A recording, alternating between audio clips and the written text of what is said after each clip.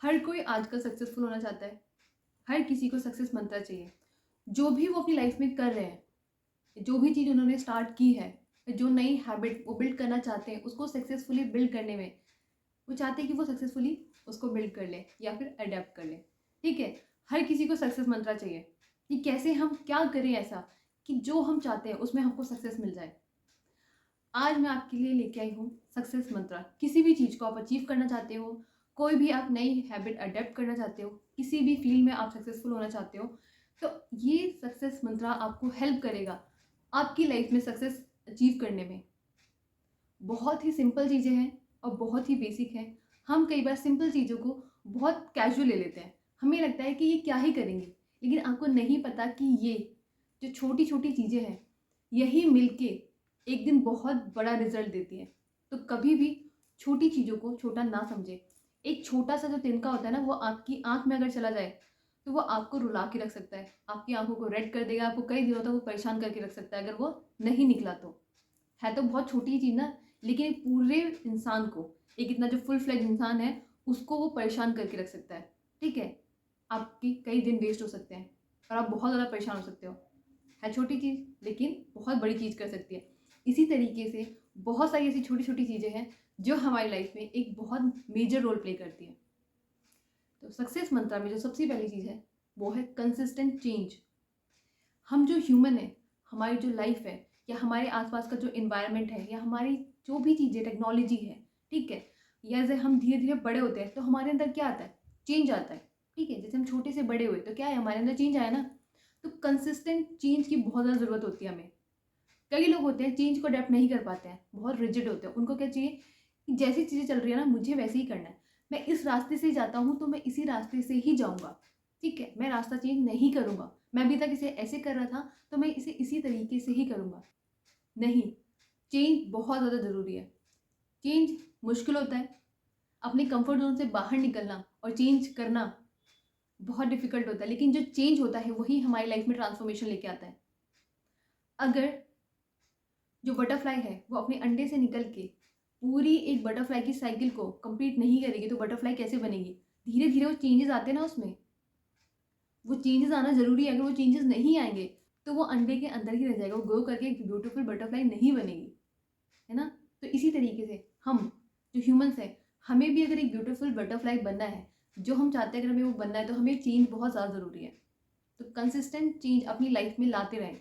अपनी लाइफ में चेंजेस लाते रहने की वजह से हम अप टू डेट रह पाते हैं। जो चेंजेस हम अपनी लाइफ में लाते हैं उसकी वजह से हम ग्रो कर पाते हैं। ठीक है, क्योंकि टेक्नोलॉजी बहुत तेज़ी से बढ़ रही है, लोगों की जो नॉलेज है वो धीरे धीरे और एक्सपेंड होती जा रही है। अगर हम चेंज नहीं करेंगे तो हम लिमिटेड रहेंगे, हम कभी एक्सपैंड नहीं हो पाएंगे। इसीलिए चेंज बहुत ज़्यादा ज़रूरी है। कंसिस्टेंट चेंज अपनी लाइफ में करते रहो, तभी आप एक्सपैंड हो पाओगे, तभी आप जो अपनी लाइफ में अचीव करना चाहते हो वो कर पाओगे। ठीक है। Next is discipline. डिसिप्लिन बहुत ज़्यादा ज़रूरी है।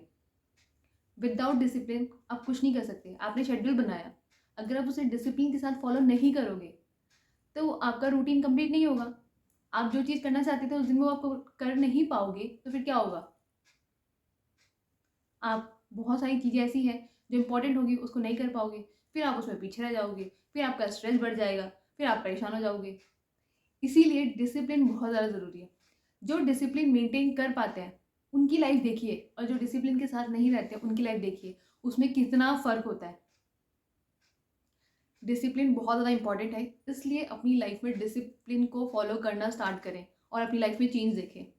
Next is build muscle memory. अब आप सोचेंगे क्या है, हम ह्यूमंस किसी भी चीज़ को करते हुए बोर हो जाते हैं। एक टाइम के बाद हमें उससे बोर फील होने लगता है, लेकिन हमें ये नहीं पता कि वही जो बोरिंग काम है वही हमारे माइंड को प्रोग्राम कर रहा है। जिस चीज़ को हम रिपीटेडली करते हैं वो बोरिंग फील होने लगती है, लेकिन वो जो रिपीटिशन है वही एक मेमोरी हमारी माइंड में क्रिएट करती है। जो चीज़ रिपीटेडली हम करना स्टार्ट करते हैं वही हमारा ब्रेन अडेप्ट कर लेता है, उसको वो याद रख पाता है। याद करने के लिए हम क्या करते हैं, रिपीटिशन करते हैं, बार बार उस चीज़ को याद करते हैं, उसको लिखते हैं, लिख लिख के याद करते हैं, बार बार उसे रिपीट कर करके पढ़ते हैं ना, तभी तो हमें वो याद रह पाता है। इस चीज़ को मेमोराइज करने के लिए हम क्या करते हैं, रिपीटिशन करते हैं। इसीलिए मसल मेमोरी को बिल्ड करने के लिए हमें क्या करना है, रिपीटिशन करना है, बार बार चीज़ों को रिपीट करना है हमें। जो बोरिंग है वही बहुत ज़्यादा इंपॉर्टेंट है, और बोरिंग कितना भी फील हो उसे रिपीटेडली आपको करना है, क्योंकि जो ये बोरिंग चीज़ है यही आपकी मेमोरी को क्रिएट कर रही है, आपके सबकॉन्शियस को ट्रेन कर रही है, आपको ब्रेन को समझा रही है कि ये तुम्हें ये याद रखना है। ठीक है, बोरिंग ज़रूर है लेकिन बहुत इंपॉर्टेंट है, क्योंकि आपकी लाइफ को ट्रांसफॉर्म करने में, आपको किसी चीज़ को याद करने में, आपके ब्रेन को ट्रेन करने में यही मसल मेमोरी, यही बोरिंग चीज़ हेल्प करने वाली है। And the last thing is capture image. जब आप चीज़ों के बारे में सोचते हैं आपके माइंड में क्या होता है, इमेज क्रिएट होती है। जब आप अपने थॉट्स को इमेज से कनेक्ट कर देते हैं आपका ब्रेन उस चीज़ को और आसानी से समझ पाता है। ठीक है, अब मैं आपको बोलूँ आइसक्रीम, आपके ब्रेन ने तुरंत आपको आइसक्रीम की फोटो दिखाई होगी।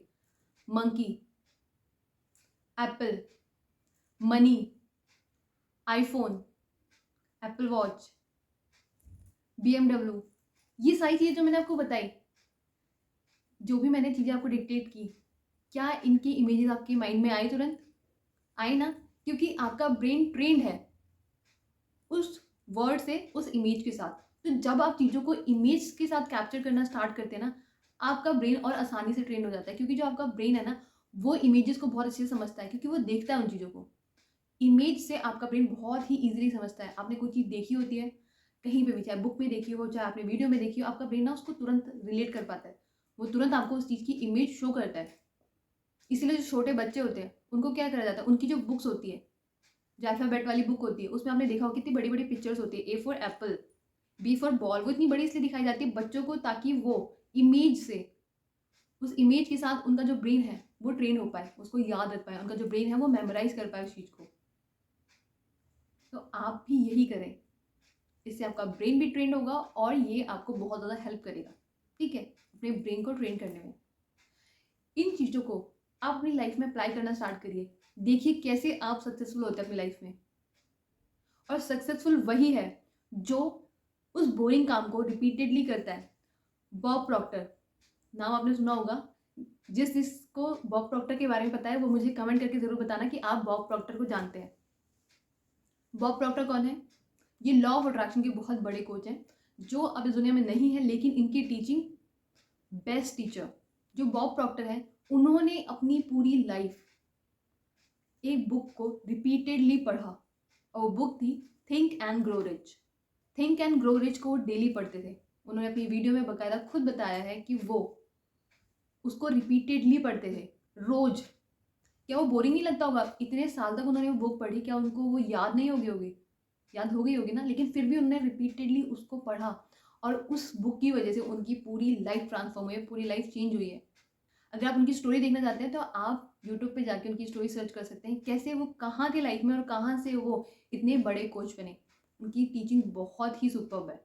और किस बुक ने उनकी लाइफ को ट्रांसफॉर्म किया? थिंक एंड ग्रो रिच ने। और उसको उन्होंने डेली पढ़ा। इससे वो क्या करेंगे डेली पढ़ने से? अपने ब्रेन को वो ट्रेन कर रहे थे, अपने सबकॉन्शियस को बिल्कुल उन्होंने उस टीचिंग से, उन सारी चीज़ों से, उन थॉट से बिल्कुल बिल्कुल ट्रेन कर दिया था।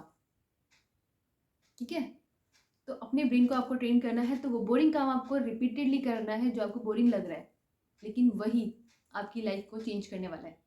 आई होप ये आपको हेल्पफुल लगा होगा। अगर हेल्पफुल लगा है तो इसे अपनों के साथ भी शेयर करना। कोई भी डाउट है, कोई भी क्वेश्चन है, आप मुझे इंस्टा पे DM कर सकते हैं, या फिर आप मुझे कमेंट बॉक्स में भी कमेंट कर सकते हैं, मैं आपकी रिप्लाई ज़रूर करूंगी। अभी तक चैनल को सब्सक्राइब नहीं किया है तो चैनल को सब्सक्राइब ज़रूर करें। मेरा नाम है रुचि तिवारी। मिलते हैं हम नेक्स्ट वीडियो में नेक्स्ट टॉपिक के साथ। कोई किसी भी टॉपिक पे अगर आप वीडियो चाहते हैं तो वो भी आप मुझे इंस्टाग्राम पे या फिर कमेंट बॉक्स में कमेंट कर सकते हैं। मैं आपके टॉपिक पे वीडियो ज़रूर बनाऊंगी। खुश रहिए और पॉजिटिव रहिए।